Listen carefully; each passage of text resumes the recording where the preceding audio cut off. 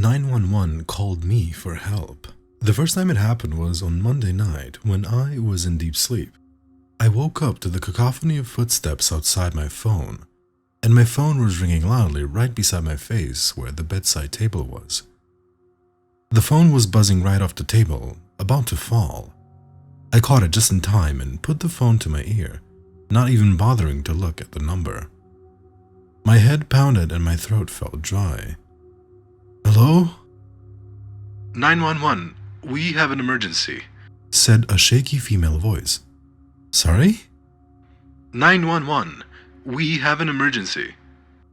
I took a look at the number, and sure enough, it was 911. My head pounded even harder and I frowned. "I don't understand." "We have an emergency. Please, we need your help." "You need my help?" I asked, incredulous. In my sleepy state, nothing made sense, and whatever she was saying sounded like gibberish to me. "I'm not a police officer." "We need your help." Her voice became more desperate, more demanding. "Please." Her tone had dropped abruptly, and I heard the woman's trembling cry. It sent a shiver up my spine, and I sat up in my bed, rubbing my eyes. "Hello?" She whispered frantically into the phone. "Please, he's coming. He's here. I can't." There was a loud crack from her side, followed by a scary scream. I never even realized a human could make such sounds. My stomach sank and I removed the phone from my ear, staring at the number.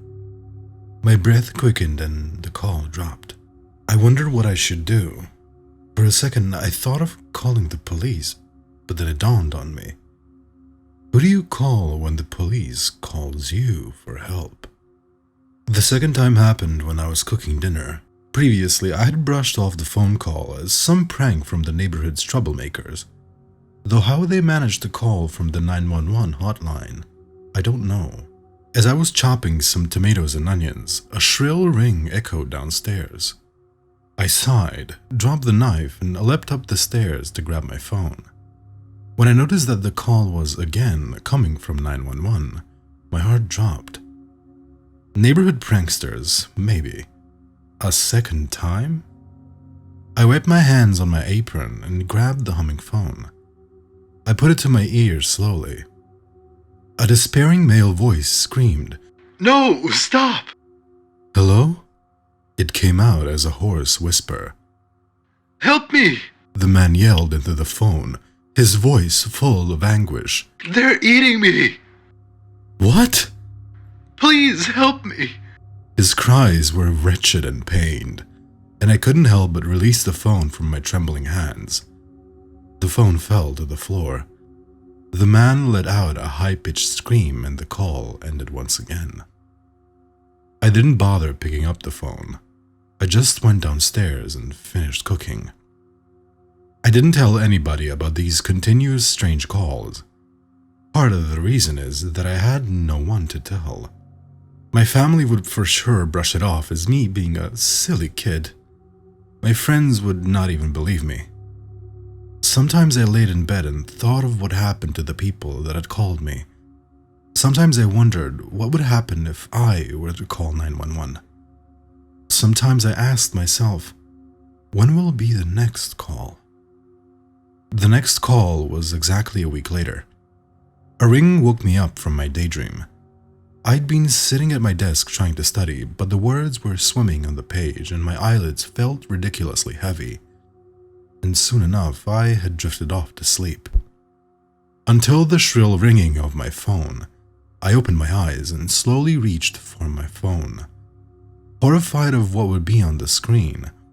Of course, it was 911 again. The past week, I hadn't gotten any other calls. I debated for a moment whether I should pick up or not. I was convinced now that it wasn't the neighbor's kids.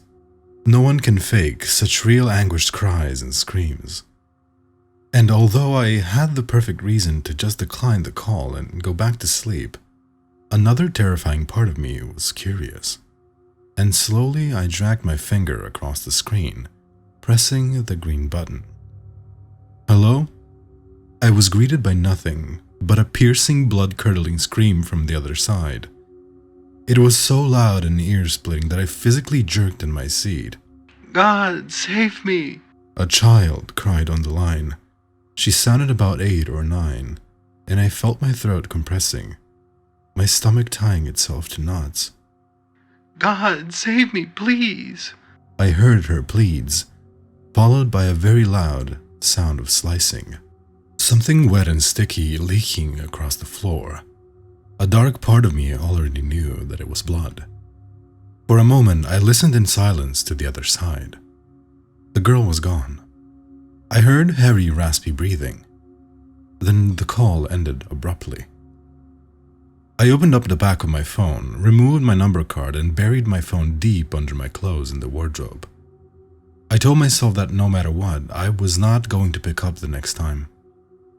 My mind was always cloudy and busy, and I felt the effects of the stress a week later. No sleep, no focus, no appetite. But at least no one was calling. One day, I decided that more than anything, I needed a chilly, fresh morning run. So, as the clock ticked 5 a.m., I got into my workout clothes and filled up my water bottle. I stepped outside into the coldness and took a deep breath. I was determined to forget about the awful calls and give myself a break. I began with a slow jog, then started running. It felt good, the crisp air biting at my skin, my feet making contact with the earth, my body moving. I stopped after a while, breathless, to take a sip of water. As I was drinking, I noticed a very tall man at the corner of the street by the cafe. He was taller than the average man, maybe by 5 or 6 inches. He was lanky and seemed to be woozy by the look of him. I couldn't see his face clearly, but something about him gave me the creeps. I turned to go in the other direction when I heard his deep, wobbly voice. "Hey, excuse me." I began walking quickly. Ready to take off running was he to approach me any closer. I looked around. No one was out at such a time. I felt uneasy and began jogging away from the man. I made the mistake of looking behind myself a few minutes into the race. The man was following me, running quite fast. His arms were sat awkwardly by his sides, and the earth seemed to shake every time he took a step. My heart was racing. I began running, turning the corner in an attempt to confuse him. My bottle fell out of my hand and clung to the floor. He began running too, the ground shaking thunderously under his feet. His face was even more chilling, I realized, to my horror. He had facial features, just abnormal ones. Skin a little too pale, eyes a little too gaunt, mouth a little too stretched. It made everything 100 times worse, because not only was I being followed by a man twice my size, but the man also looked like he stepped out of a disturbing, scary movie. I decided it wasn't best to go home and lock the doors. God knows how much strength that man possessed, and how much my locks can really take. Plus, it isn't really smart to have him know my exact address. And so I turned in the other direction, leading him away from my safety. The closest police station was a mile away, and I didn't have my phone to call anybody. I tried a few stores, looking behind myself in a hurry to find the man still behind me, but no luck. All the doors were locked, all windows closed, all lights off. Every store, every cafe, every house, no one answered their door, and I didn't see anyone outside. Very unusual, because normally at this time people would be out walking their dogs, hurrying to bus stops or going for morning runs. It made my stomach turn, as if everyone was in on some horrible joke that I didn't know about. After a while, I began feeling seriously afraid. The man was still on my tail, and he wouldn't give up. Every few minutes, he would bellow in his unbalanced voice, "Hey, excuse me!" Even the sound of his shrill voice scared me. I stopped for a moment to catch my breath. We'd been running for what seemed like hours now. I wondered what he'd do if he reached me, and that kicked in the adrenaline, and I began running again. I cursed myself for leaving my phone at home, and even worse, taking out the number card. Soon I spotted a KX telephone box by the side of the road.